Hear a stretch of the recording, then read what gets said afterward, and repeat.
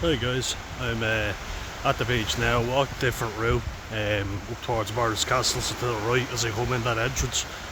It's getting calmer now.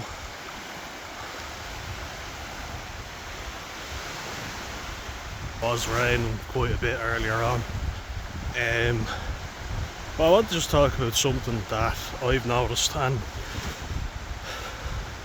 think it's something that needs to be discussed because in the media it's often portrayed that autistic people are sociopaths or psychopaths, the terms that people love to use. They love saying that, they've no empathy and they're murderers, they're monsters, they can kill without any compassion. I just simply don't think that's true. I think it's difficulty expressing. I was like, oh, I want to help, but people give out to me when I help. A lot of times when my mum would get frustrated or, someone would annoy her, she'd just flip out at me and was like, don't just stand there, do something. Then you do something, you do it wrong. And she'd scream at me for doing it wrong. And I'm like, what do you want me to do then? Do you know what I mean? So it's not a lack of empathy. It's difficulty expressing empathy, I would say. I love animals and I'm quite empathetic, and things like seeing animals or vulnerable people getting taken advantage of makes me feel, I'd say, worse than everybody else. I feel things more, I'm more sensitive to injustices which my family can't get their head around. And I think it's neurotypical people that oftentimes lack the empathy. Just the way, you see their brains working. Like taking advantage of people. Trying to peer pressure someone that they know is a bit vulnerable into doing something because they think they're going to get friends from it. I've seen a lot of that. It really pisses me off. It's happened to me, sure. Do this, it'll be hilarious. I haven't got the balls to do it myself, or no, I look ridiculous, but you do it, because you're a mad bastard. You're funny, you'll do this. Well, they sit back and laugh, and I think, oh yeah, I should do it. Or, saying, oh, we're friends, so would you lend us a bit of money? And then they take ages to pay you back, or unfortunately with some people they never pay the person back. I've been kind of lucky in that regard that I've never been seriously ripped off, but I've certainly been in positions where I could have been, and that's where having healthy boundaries comes in, where you're like, I want the money now, I'm not being funny, but I know where you live, so I will kick up a fuss if you don't give it back. And sometimes you have to, and then you're made out to be the psycho. And no, I never put a brick through anyone's window or anything like that, but I was certainly like, I'm after giving you money now, don't be taking the piss.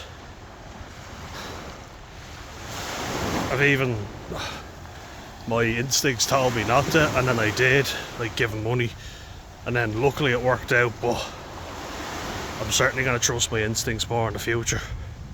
Because it was lucky, very lucky situation. And when you actually talk to people who are neurotypical lads, you get to see how their minds work, how they think of ripping people off, or how they think, oh, they'll never notice if I skim a few inches off here, or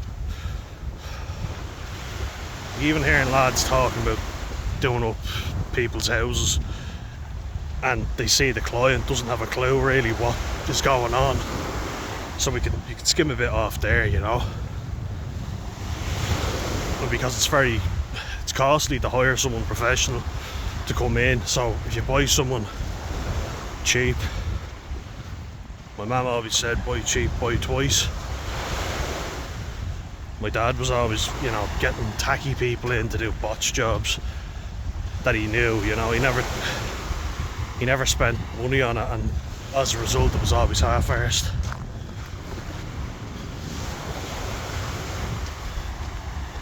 It's just the way people think baffles me.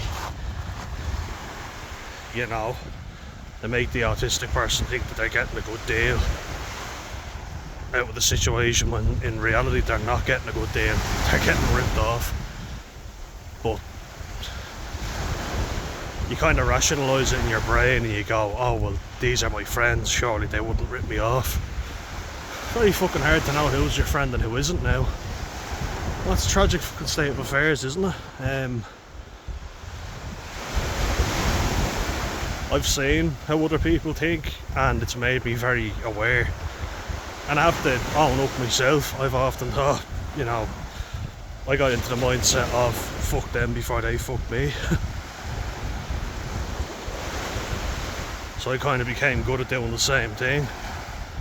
No use in making these videos if I'm not going to be honest. I'd say it was an adaptation, you know, but it wasn't good. You know, and then you could kind of laugh about it, you know, we got away with it or something. I'm trying to be better now, you know. But it made me paranoid, and then I kind of justified it by going, should everybody do the same thing to me? So, as you say, fuck them before they fuck me. Get ahead of the curve. It's a sad state of affairs. But there's a lot of people as well that use you as a friend because they see, you know, you're more giving and they get status. But they'll turn on you as soon as the chips are down. Lots of people will only side with the winner. My mum always said to me, the right friends will come along, and I was like, when? Because everyone you seem to have a problem with. It seems like you always end up with the best of a bad bunch.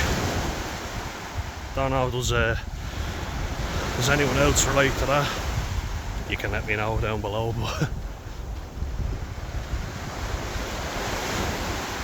Not only does it destroy your trust in people, but I also start thinking, in order to get ahead in life I have to be dishonest. I've seen people my whole life being dishonest and saying it's okay as long as you don't get caught. That's always been the way, you know, make comments about people when they're not in the room. As long as they don't hear you, it's not really bad to say it about them. So you can see people sniggering and saying stuff about yourself, but you're like, ugh, could I be arsed if they're not going to say it to my face? But there's always little comments behind your back. It's exhausting, it makes you really paranoid. And my own family always did that, you know. If you ever said anything to anyone, they go, oh my god, why would you say that? But they'd say way worse about the person behind their back. I'm like, that makes it alright, does it?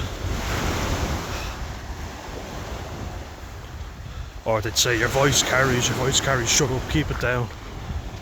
You're allowed to talk bad about people as long as they don't hear you. That's kind of the truth, isn't it? Which also confuses me. But yeah, like this mindset of rip someone off because they're vulnerable and we can take advantage of them. I think there's a lot more people who would chance their arm, you know. It's a case of, can I get away with it? There's something that Carl Jung said. He was like, people are obedient out of cowardice, not because they're good people. I'm paraphrasing it, but basically what he's saying, and I think he's got a point with this 100%. It's like, if there were no consequences to your actions, would you do the illegal thing? Would you rob that person, you know? It's just the fact that you're afraid to because of the consequences. I think there's people out there who genuinely will, you know, be trusting and be nice, because it's exhausting not trusting anyone. I know, because that's how I spent my teenage years. Not trusting anybody. Trying to get one up on people before they got one up on me. But then when you do put trust into people and they betray it, you start to think, oh, I was right all along to have a very negative mindset, you know. A very misanthropic mindset. Misanthropic is a good word for it. It basically just means a hatred for the human race, you know. Everybody's bad. First time I ever heard it used was, you know, the film Filth, James McAvoy as Bruce Robertson. Bruce Robertson's he's a bipolar detective, but he uses his power and abuses it, I should say. Uses and abuses to get what he wants, you know. He speaks nicely to everybody. He's shaking their hand with one hand while stabbing them in the back with the other. But he's always playing people off against each other, you know. Saying this lad's saying this about you, but I've got your back, you know. But he's the only snake, really. But he's very good at pitting people against each other. But it all comes crumbling down in the end. Bit of justice. Poetic justice. And he's obviously suffering, but he's not a good guy, you know. And I heard James McAvoy's interview afterwards. It was quite good, and he's like, you're not supposed to like him. He's not a very likeable guy, but you do feel some sort of sympathy for him when he has a mental breakdown. But he's still damaging a lot of people's lives. He doesn't care who he hurts in the process, which is not okay.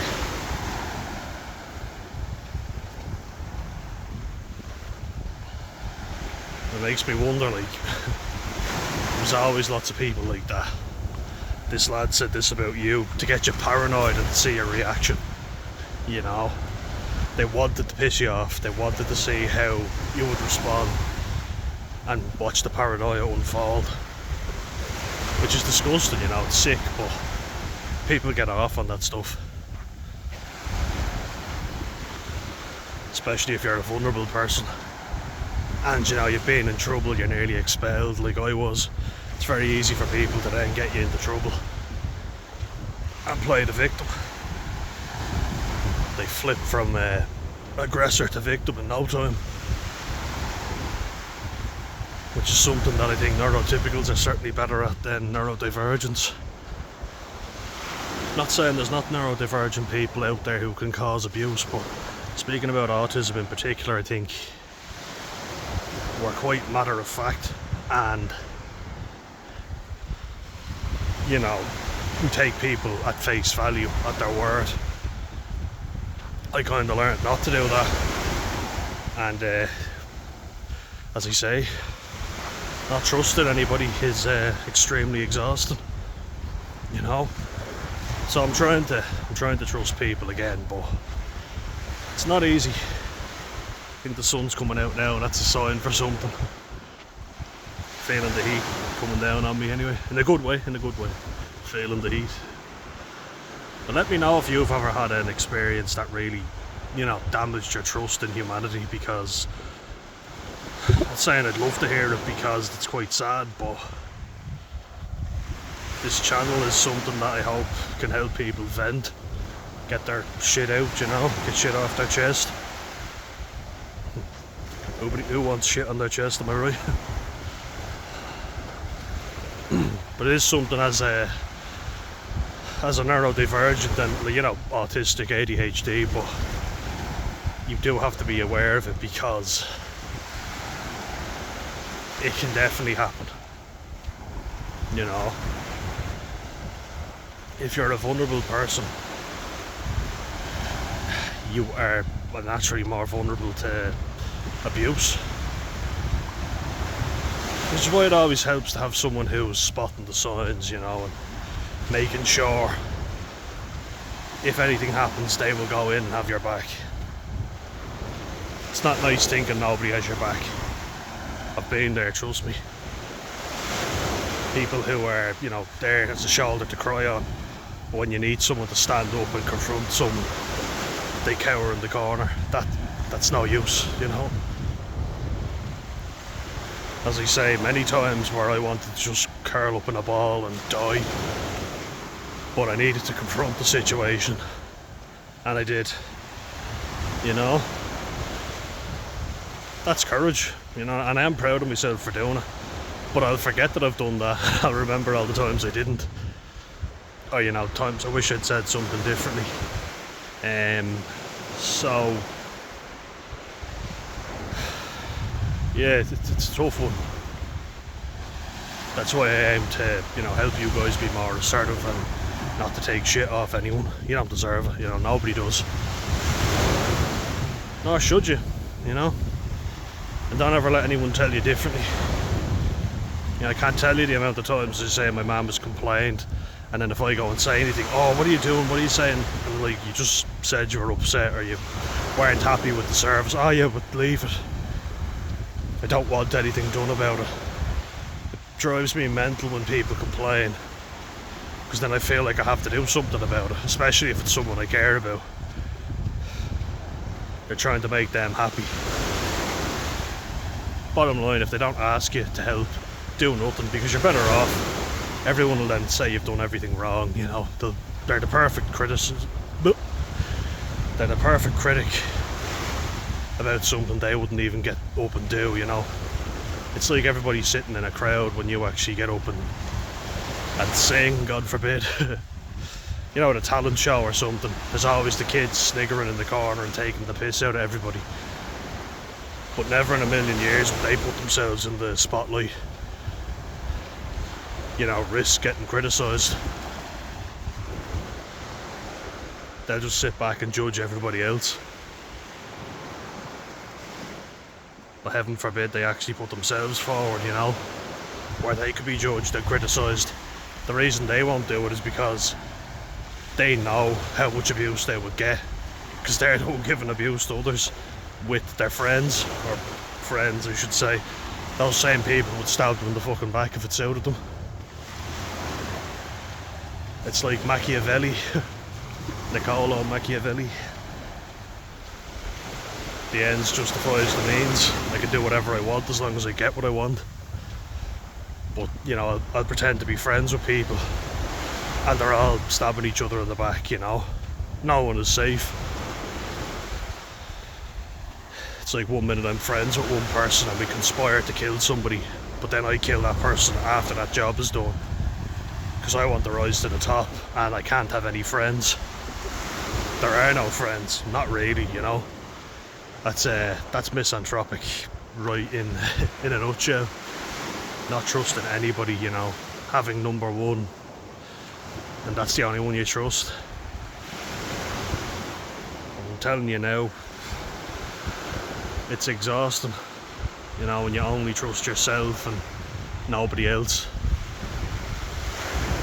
But when your trust is violated, you know, I've met a lot of people who have been taken advantage of because they're good natured and they put everything into a relationship. And you know, you could say, well, don't do that with someone you don't really know. They've been going out with them for like 2 years, even more. You think you know a person, and especially nowadays when everybody's so judgmental on how long you were in a relationship for, you know, how far you went with a person, and did you move in together, and everybody's judging you constantly on that. So don't let yourself get taken advantage of, guys. And like, even if you're struggling to decipher if a friend is really a friend, let me know down below. Happy to help, you know. And if someone sees it and has any advice, definitely give it, you know.